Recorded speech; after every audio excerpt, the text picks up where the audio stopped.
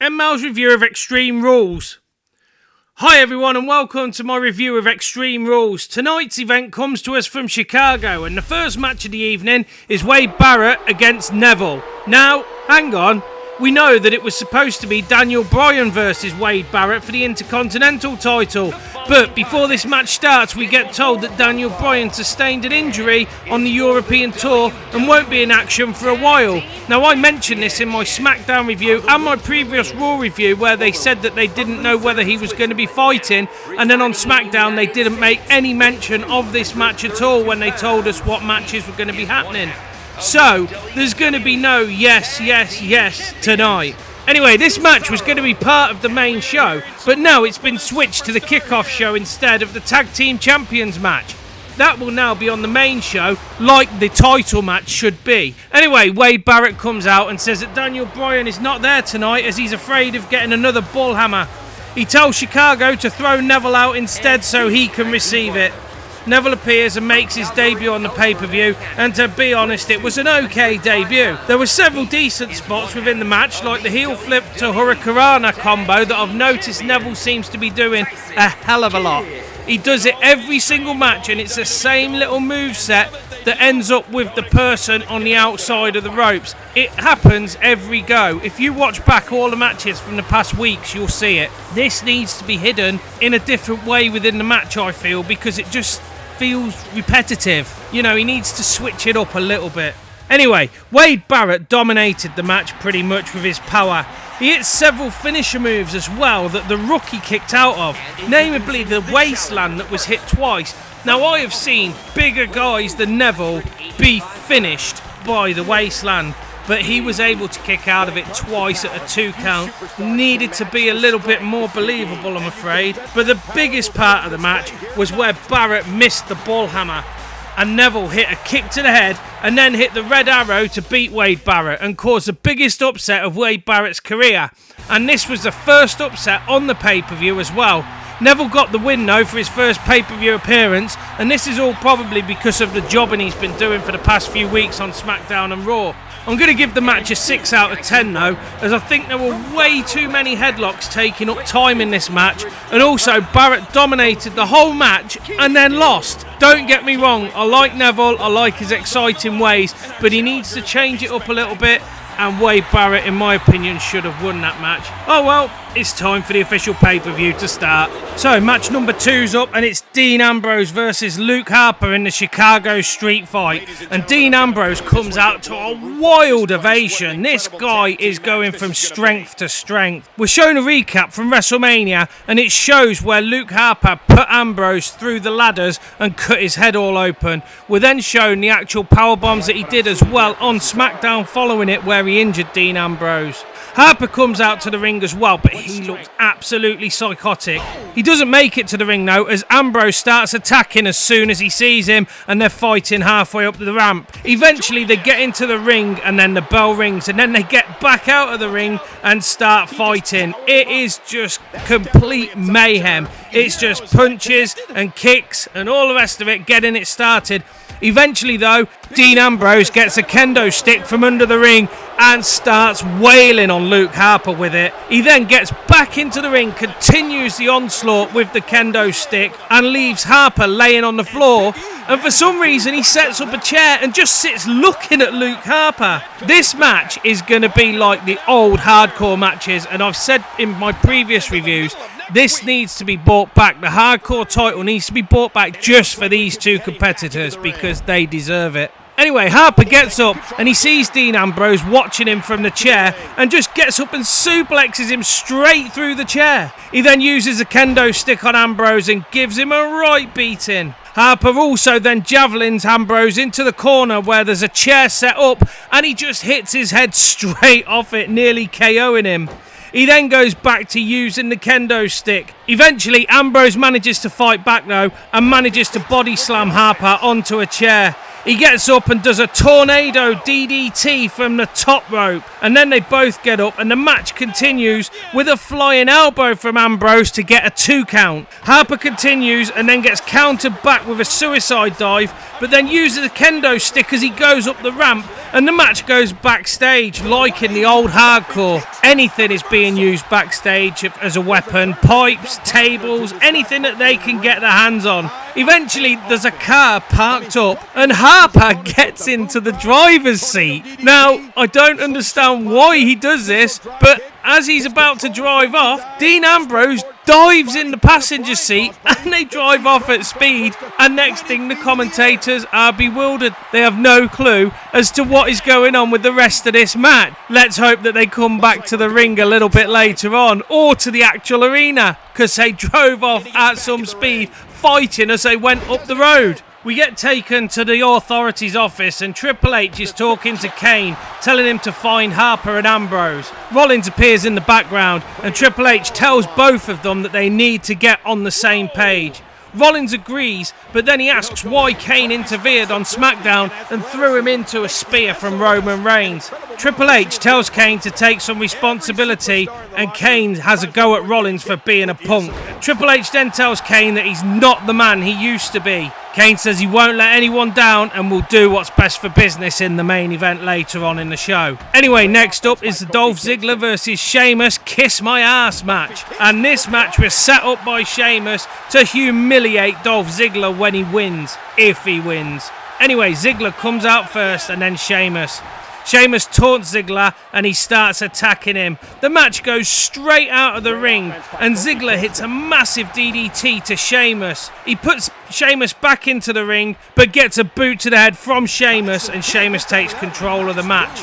Dolph Ziggler goes for a Faymaster, but he gets powerbombed and the referee makes a 2 count. Sheamus, still in control though, gives a huge clothesline and stands over Ziggler, taunting him about his size and how he shouldn't be in his ring. Ziggler is in a headlock and then he has to try and fight his way out. Eventually he does so and he hits 3 flying forearms on Sheamus to try and knock him down, but it doesn't knock down the big ginger freak. Sheamus then clotheslines Ziggler and puts Ziggler straight down and out. Sheamus then gets Dolph into a submission hold and he manages to escape from it after being held in it for quite a while, which was pretty impressive. Ziggler escapes and he manages to get a super kick on Sheamus, but that only gives him a 2 count. Sheamus hits a backbreaker and that gets him a 2 count. Sheamus does that suplex throw move that he did on Daniel Bryan when he injured him at the start of Smackdown a couple of weeks ago, and then he sets up for a brogue kick. He misses though and Dolph Ziggler rolls him up and gets a 3 count, and it's time for Sheamus to kiss Dolph Ziggler's ass. He sits in the corner shaking his head. He gets in and out of the ring saying that it wasn't a 3 count, it was only 2, and he tries to get the match to be restarted. He even tries to escape through the crowd, but the referee drags him back. Dolph Ziggler's waiting in the centre of the ring and taunted Sheamus, pulling his trunks down and lifting them right up. Sheamus is so embarrassed that he goes near to it and then walks off just before he puckers up. The rest of the crowd start chanting "pucker up," but Sheamus refuses that he's going to kiss his ass. Dolph reminds Sheamus that he made the match, and then Sheamus gets down on his knees ready to pucker up. Just before he kisses his ass, he hits a low blow on Dolph Ziggler and then smashes Ziggler's head off pretty much with a brogue kick, and stands there laughing in the middle of the ring. He tells Ziggler that he was never going to kiss his ass, and he says that he told the world he would make Ziggler do it. And with that, he grabs Dolph's head and rubs his face all over Sheamus's arse cheek. Sheamus then gets out of the ring and makes his way to the back. I give this match a 6 out of 10. It was pure domination from Sheamus, and then he lost to a really easy roll-up pin, which I think the match could have gone on for a hell of a lot longer, and it seems so far that all of the matches tonight have been rushed. But I suppose they've got several matches to put into the 4-hour slot. So yeah, I give this match a 6 out of 10. I have seen better matches from Dolph Ziggler. I have seen better matches from Sheamus. And for the ending to be a bit like that, I think it would have been better for Sheamus to actually kiss Dolph Ziggler's ass. Okay, so the third match now on the pay-per-view is a WWE Tag Team Champion match, which was moved from the kickoff show to the main event. And it's New Day versus Cesaro and Tyson Kidd. What I don't get is why they're having two heel factions face off against each other. Anyway, New Day comes out and they're clapping and the crowd starts the chant of New Day sucks. Cesaro and Kidd also make their way out. The crowd just seems so quiet and uninterested. New Day try to do everything in their power to G the crowd up and get them clapping and shouting, but it's just a New Day sucks chant and it's kind of boring now. Anyway, Big E and Kofi are the people who are fighting for New Day and they're going against Tyson Kidd and Cesaro. And it starts off with Kofi and Kidd. Now, this match was a really weird match to watch. It was so slow in places, but then too fast in others. So you're going to have to bear with me on this review because it got a little bit weird and a little bit of a clusterfuck towards the end. There was a tag to Big E and Cesaro, and the two powerhouses start off, and Big E tries to jump over Cesaro. Cesaro caught him and just slammed him down as soon as he was able to. And I tell you what, the power that this Cesaro guy is absolutely amazing. Cesaro then tagged back out to Kidd, and Big E then tagged into Kofi. Kofi and Kingston and Tyson Kidd then start fighting with each other, and it's very technical, like different moves where there was a reversal of an armbar which was used on the ropes, and Tyson Kidd bent him through the ropes to get the armbar going again, if that makes any sense. There was several other spots though where Tyson Kidd was jumping over the ropes and through the ropes onto Big E and onto Kofi Kingston. Eventually though, they managed to get Tyson Kidd in their corner, and Big E was attacking him with frequent tags in the New Day corner. Kidd and Kofi then got into the middle of the ring, and a drop kick by Kofi got a 2 count. Big E went for a splash and he missed, and he charged at Kidd, and they go through the ropes. Then Cesaro got tagged in, and so did Kofi.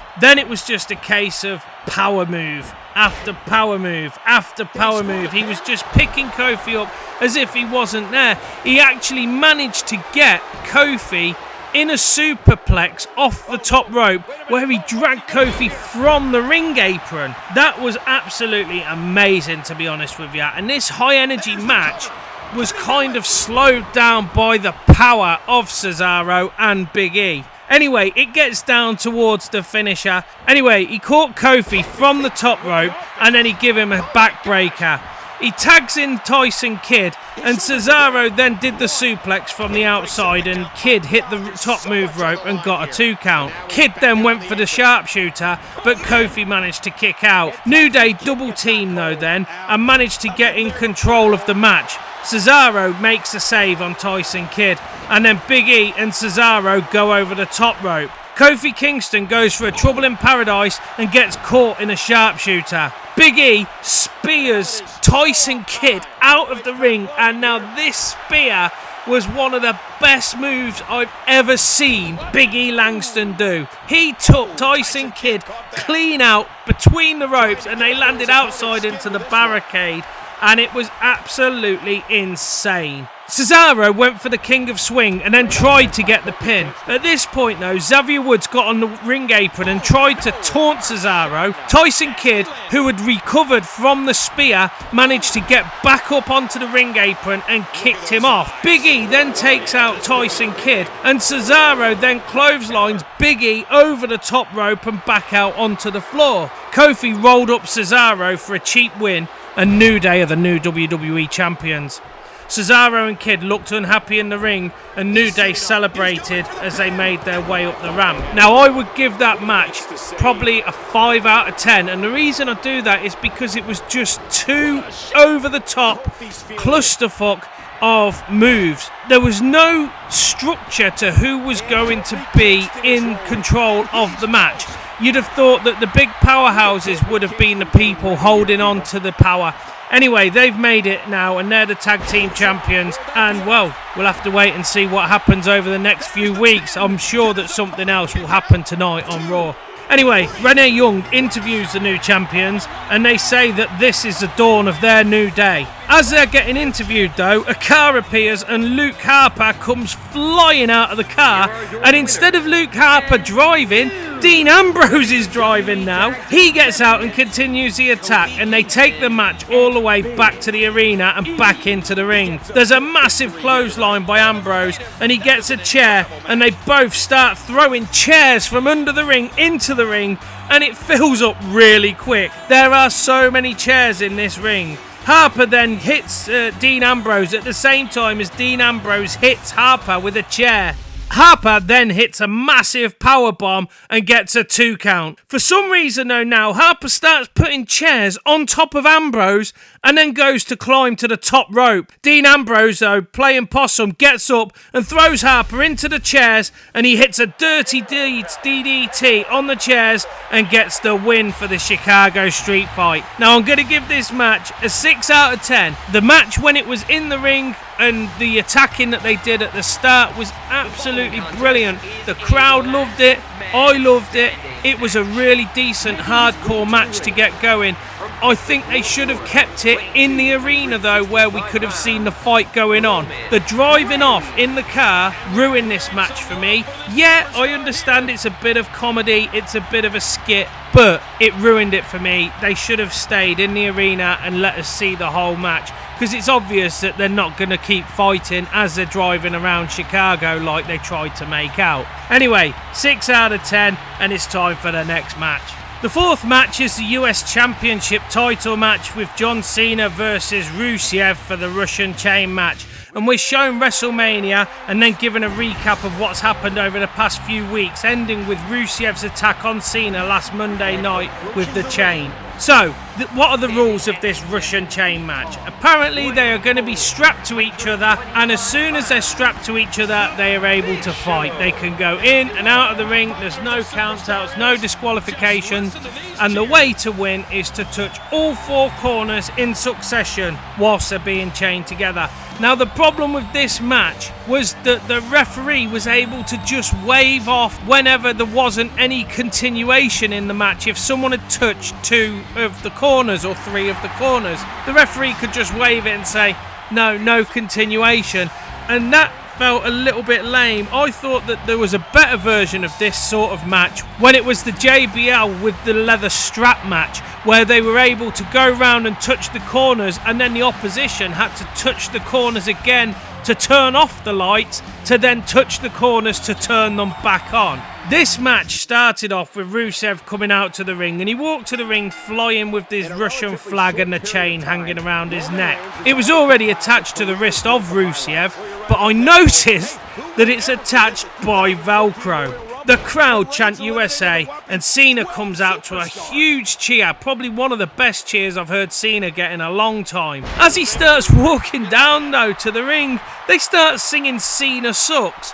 What a weird crowd. Anyway, Cena gets into the ring and he gets attached to Rusev with the chain. Rusev taunts Cena and they start and the bell rings. The match starts off with a tug of war, which was pretty much going to be the main thing of this match, the tug of war way that they fight.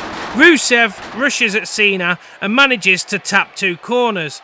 Cena then hits Rusev and he gets 3 corners. Rusev knocks down Cena and gets 2 corners. And each time the referee waves off the corners, saying that there was nothing carrying on the match, which seemed a bit lame. Rusev eventually knocks Cena over the top rope, and he tangles the chain in the ropes and then goes out of the ring and starts hammering down on Cena. The good thing about this was Cena wasn't able to fight back because of the way that he tangled, and Rusev gave him a pretty decent beating outside. They managed to get back into the ring, and then Cena goes for an AA, but he misses this, and Rusev goes back out of the ring again. Both men go out of the ring, and then Cena pulls Rusev twice into the ring post. Rusev hits this corner post twice really hard, and it does actually look like he hurts his shoulder on the second one. But anyway, he then goes round and starts attacking Rusev, who then uses the chain and takes momentum. He starts whipping it down Cena with the chain, And then he gets 3 corners and Cena gets out of the ring to stop Rusev from hitting the 4th corner. Rusev can't reach this and he tries to pull Cena back into the ring, and it's a pretty decent tactic by Cena. But the thing is, this is going to get boring if that's going to be the way the match ends up. Cena gets back into the ring and Rusev for some reason climbs to the top rope. Very silly manoeuvre for him because he just gets yanked off by the chain that Cena's holding on to the other end of. Rusev then, he's laying on the floor and Cena manages to go and touch 3 of the corners. Rusev manages to stop the 4th though and gets a fall away slam and tangles Cena in the chain on the floor. Lana then gets up on the apron and starts addressing the crowd, but then Rusev goes over to her and sends her to the back. I don't understand what's going on here because it's all said in Russian. Cena then knocks Rusev down and hits a 5-knuckle shuffle, and he's just about to go for the AA, but Rusev reverses it into an Alabama slammer. He kicks Cena in the spine and then goes for the accolade, but Cena reverses it into the STFU. The thing is, these sorts of moves are not needed in this match because the only way you can win is by touching the 4 corners. Rusev then kicks out and goes and hits 2 corners and then eventually gets an accolade on Cena. Cena breaks the hold by backing Rusev into the corner because he picks him up. Now this is crazy. Rusev apparently has this move, the accolade, that is unbreakable. Cena, for some reason, being Super Cena, is able to break this move, just like he did the Chris Masters Masterlock Challenge many moons ago. There was several moves that also Cena manages to get up from that nobody else can get up from, and it's a bit stupid. But anyway, Cena breaks this hold by picking up Rusev and backing him into the 3 corners. He then realises that Rusev only needs to touch 1 more corner to get the win because of what he's done. Cena then picks him up and hits another AA. The attitude adjustment stuns Rusev and Cena gets into a corner. Cena gets 1 corner. Then Rusev gets a corner. Then Cena gets another corner. Then Rusev gets another corner. This continues until there's 3 corners each and both men stand looking at each other in the centre of the ring. A tug of war starts and Rusev runs for the corner, but Cena pulls him back. He hits a 3rd attitude adjustment and then just walks over to the 4th corner and touches it to retain the US title. An explosion drops the US flag behind him and Cena stands saluting over a fallen Rusev for a 2nd time. Rusev went into WrestleMania unbeaten and since WrestleMania has come out with 2 losses to John Cena. Unbeaten by anybody else though. Seems a bit fixed in my opinion. Anyway, Cena's still the US champion and I wonder if he's still going to do the Open Challenge now. We'll see about that tomorrow on Raw. Anyway, I give this match a 6 out of 10. I think that without the chain in it, it would have been very boring. I think it'll probably be the last Russian chain match that we get to see on the telly ever, because this was supposed to be the first one. Well, let's hope it's the last one because I didn't really enjoy it that much. Cena was Super Cena and Rusev was just creamed all over for some reason. It's absolutely stupid. I don't get why the WWE is killing Rusev to Cena week in, week out. Anyway, Renee Young interviews Roman Reigns next and asks him what he's going to do tonight when he faces a Big Show. Reigns says that he can try and keep him down, but he will keep getting back up and he will be in the last man standing tonight a little bit later on against Big Show.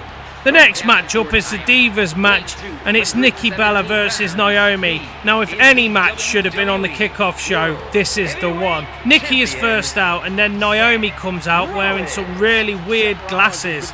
We're then shown a recap of the attack on Paige from Raw 2 weeks ago after the Battle Royale and we're told that why Naomi is now the #1 contender and that Paige is injured currently and cannot compete in this match tonight. Anyway, they both get into the ring and they both lock up and Naomi hits Nikki in the face. Nikki knocks Naomi down and gets into an armbar.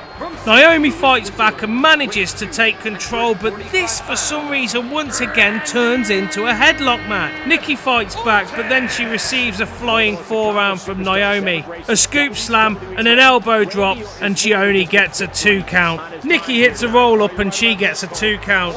Naomi manages to kick out and then does a bulldog into the turnbuckle and she gets a 2 count.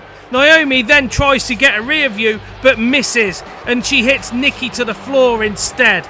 They carry on the fight out the ring and Brie also gets a smack from Naomi for getting involved. The fight carries on outside and Naomi manages to throw Nikki Bella back into the ring. Nikki tries to do a rack attack but Naomi slides down and gets hit with an Alabama slammer from Nikki instead. The match continues. Nikki then kicks Naomi in the face and she falls down onto the ropes. She then goes off to speak to the ref about the slow count previously. Brie manages to get up and kicks the face off Naomi, who is hanging between the ropes. Nikki gets the rack attack and then gets the win over Naomi and stays the Divas champion. That match was definitely a 4 out of 10 match. It was boring. It was not worth the time that it was allocated in the pay-per-view. And for Naomi to be given the push and given the chance of winning the title and then not winning it due to a lame kick to the face by Brie Bella is a bit crap, really. So, after the previous disappointment of the match, we're shown Rusev scolding Lana in Russian. She walks up to the door of the Authority, knocks on it, and then walks into the office. The next match up is the 6th match on the pay-per-view, and this was by far the best match on the pay-per-view in my opinion. And it was the last man standing match, Roman Reigns versus The Big Show. We are then shown WrestleMania and all of the previous build-up for Reigns, where he got smashed into the taxi, where he tried to call out The Big Show and ended up getting beat down. There was so many attacks that have happened previously, and The Big Show said he's going to keep Roman Reigns down. Will he be able to keep him down tonight? Big Show makes his way to the ring first, and he looks angry. Roman comes out through the crowd, and he's got a mix of boos and cheers. The Big Show starts off though and punches Roman into the corner with a load of power. Reigns comes out fighting, but it's not enough for the Giant to just overpower him really easily. Reigns hits a massive clothesline, knocking the Giant over the top rope, and then he goes and tries to get a table from under the ring. The Big Show beats Roman and puts the table back. Big Show is then driven into the ring post and he's dazed, but he's on his knees. Reigns manages to get a table and set it up while the ref gives a 5 count to the Big Show. The Big Show then walks over to the table and just smashes it with his fists. Roman gets a kendo stick from underneath the ring and there's no disqualifications, and it's got to be a count to 10 to win this match. Big Show reverses and he gets the kendo stick and uses it on Roman Reigns and gets a 5 count for his troubles. He takes the stick into the ring then and then just snaps it in half. Roman then gets back into the ring and fights back. He tries to do a move off the top rope, but he gets just swatted out of the air by the Big Show. He rolls out of the ring and gets a chair to use on the Big Show. Roman gets into the ring and DDTs Big Show onto the chair and gets a 7 count. Reigns gets another table out and another and then throws them into the ring. He sets one up in the corner and Big Show then hits him with a knockout punch as he's setting up the next table. Reigns gets up at the 8 count. Big Show sets up the other table while Roman's staggered and Big Show goes for a choke slam through the table. Instead though, Roman Reigns reverses this into a Samoan drop and puts a Big Show through the table. There's a 6 count on Reigns, who manages to get back to his feet, and an 8 count on the Big Show, who eventually manages to get up. Reigns sets up a table in the corner and turns around into a Big Show spear. Big Show then does a splash on Reigns and the ref counts to 8. Big Show goes to the top rope, which is something we rarely see him do, but Reigns knocks him down and Big Show straddles the top rope. Roman then sees this opportunity and gets more tables and sets them up outside the ring. He goes and tries to suplex a Big Show off the turnbuckle, but instead he gets thrown into the ring. He gets up and then throws the Big Show off the turnbuckle into the ring. It's an 8 count for both, and 2 Superman punches, and he goes for a third, but Big Show grabs Roman in a chokeslam and does him over the top rope and down onto the 2 tables outside the ring. Roman is dazed, and it takes him the 9 count to get back up to his feet. He eventually slumps back down to his bum though and sits just watching the Big Show get the steel steps and set them next to the announce table. I don't understand why the referee isn't counting out Roman Reigns at this point, but he doesn't, and he allows the Big Show to have a break and set up the announce table. Roman then gets back into the ring. The referee counts a dazed Roman, and the Big Show goes for a spear, but he goes head first into a table that was set up in the corner as well. Another 8 double count, and both men get up. Reigns hits a spear, and the ref gets another double 8 count. Reigns spears Big Show out of the ring and into the barricade right next to the announce table into the crowd. A double 9 count, and then both men get back up. Big Show goes to chokeslam Reigns through the announce table, but Roman Reigns reverses it and spears Big Show through the Spanish announce table. Roman Reigns then lifts up the table in front of Jerry the King Lawler and Michael Cole, and then puts that table down on top of the Big Show and stands on it to add some extra weight. This keeps the Big Show down for a 10 count, and Roman manages to get the win. There is so much carnage in and around the ring, and I would say that this match is a definite 8, if not a 9 match.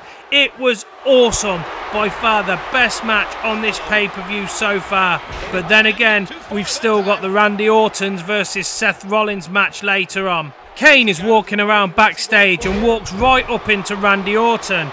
Randy reminds him of their past, and Randy says that he has traded the mask for a suit. When they are done, the Authority will just throw Kane out like the garbage. Kane knows this is true as Randy walks off. We are then shown a montage of Tough Enough competitors which starts on June the 23rd. Some are good, some are not so good, and some have absolutely no chance, or they're too arrogant in my opinion. Anyway, the King explains what has to be done with the video and how it has to be recorded if you want to enter into this competition. You can do so at www.toughenough.com. Anyway, Bo Dallas's music hits and he comes out onto the ramp. I didn't even know that Bo Dallas was going to be in a match tonight. This is a new one for the card. Bo Dallas comes down towards the ring and starts mocking Chicago and the people that live there. He tells them that they should follow the rules and be nice to each other. He then tells them that all they have to do is Bo leave. At this point, Ryback's music hits and he makes his way to the ring. Bo attacks Ryback as soon as he enters the ring, but he gets a spine buster, then a clothesline, then a shell shock, and it's over. It wasn't even a match, it was just a bit of a time waste. I don't understand what the reason for that was at all. There just seemed to be no need for it. Complete waste of time. Byron Saxton interviews Rusev, and Rusev is shouting about how Cena is a coward and Cena doesn't deserve to be the champion. Lana comes up and says that the next match against Cena from Rusev will be at Payback, the next pay-per-view, and it will be for a US title in an I Quit match. So there we go, we've got a new match already set up for the next pay-per-view. So now we know that the Cena Open Invitational is going to end up being another month-long fest of Cena winning. So it's time for the main event, and it's Randy Orton versus Seth Rollins for the World Heavyweight Championship, with Kane being the gatekeeper. We are then shown what happened at WrestleMania and then what's happened on Raw and Smackdown over the previous weeks. If you want to find out more about that, go and listen to my Raw review and Smackdown reviews from the previous weeks that are on my channel. Anyway, back to the ring, and we are told the stipulations. There's no RKO, it's completely banned, and there's going to be a cage put around the ring. Kane will be the only person who allows people in and out of the ring. The cage comes down and gets secured into place. Kane is the first one out to the ring and stands by the door. Next is Randy Orton. Randy comes to the ring, admires the view, admires the cage, and gets in and starts doing his usual poses. Seth Rollins' music hits and he makes his way to the ring. He's alone though, and there's no J&J security. Randy Orton just stands there waiting. Rollins gets into the ring and Kane locks him in. Is he going to be able to do what is best for business? The match starts and Seth tries to escape straight over the top of the cage. Randy pulls him down and starts attacking. He tries to escape her again, but Randy grabs him and pulls him down again. Rollins lays in the ring while Randy attacks. Rollins then tries to pin Orton and Rollins asks for the cage to be open. Kane opens it, but Randy manages to stop the escape. Rollins stamps on Randy and then throws Randy face first into the cage. He does this several times and then tries to escape over the top again.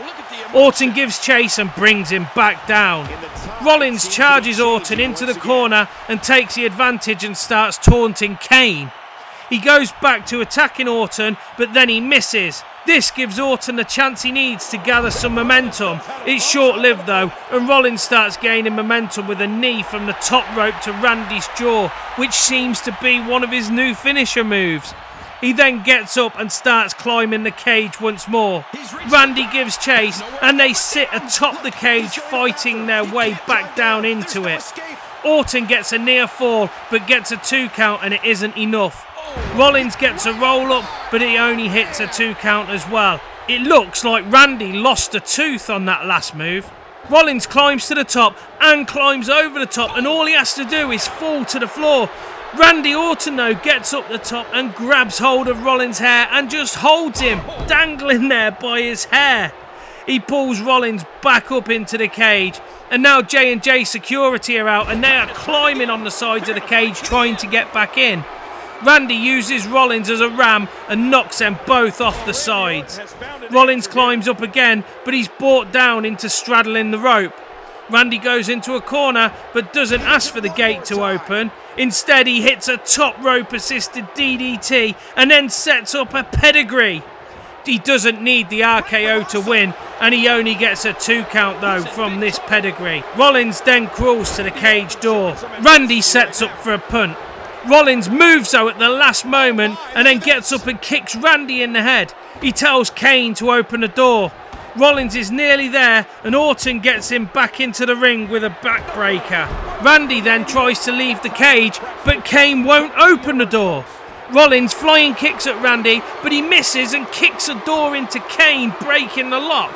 Randy and Rollins fight and then Kane gets into the ring. He double chokeslams J&J security who've now got into the ring as well and stands over Rollins ready for a chokeslam. Instead though he picks up Orton and chokeslams him. Rollins heads for the door and he chokeslams Rollins. Kane puts Rollins over Randy Orton for the pin but only manages to get a 2 count. Randy gets up and then just uses the RKO on Kane. Rollins then runs over and RKOs Randy Orton. That is crazy. The RKO was supposed to be banned. How come he's allowed to use it on Randy Orton? Anyway, with doing this move, it allows him enough time to escape the cage and he retains the title.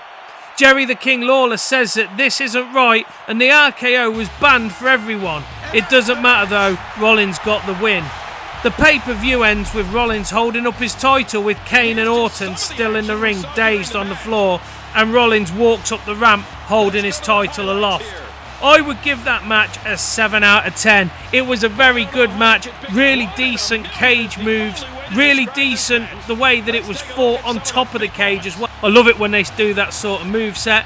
And to be honest with you, I'm glad that Kane got his revenge on Randy Orton and on Seth Rollins.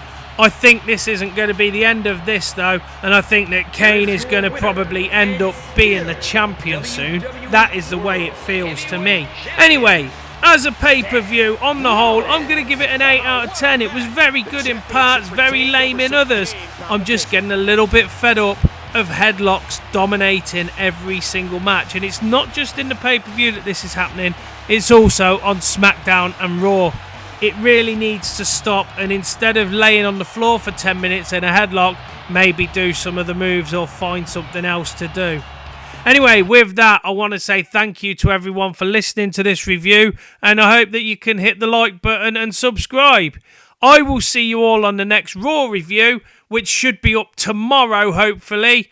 And until then, take care, thanks for watching, and bye for now.